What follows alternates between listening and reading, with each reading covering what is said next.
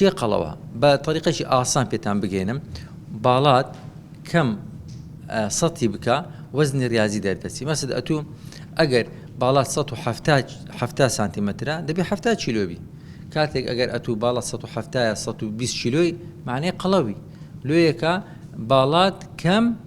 توڵت ئەوە طبیعیە باشە ئەو پێدەین وەزنی ریاضی بە قانونی طبی دەرێن وەزنت لەسەر باڵات بە مەتر دووچە مەسەل لۆ نمونە 100 کیلۆیە 150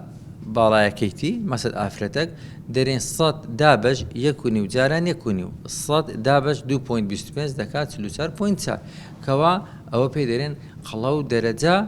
سێ لۆ چونکە لە 18 لە بۆ 25 ئەو ئینسانی ئاساییە لە 25 لە بۆ 30 ئەوە پێ دەرێن خرپن گۆشتن لە 30 زیاتر دەبیتە قەڵەو دەرەجەیە کە تاوەکو 35 لە 35 لە بۆ 40 دەبیتە قەڵەو دەرەجە 2 لە 40 زیاتر دەبیتە قەڵەو دەرەجە 3 میهرەبانی دڵسۆزی و لێزانی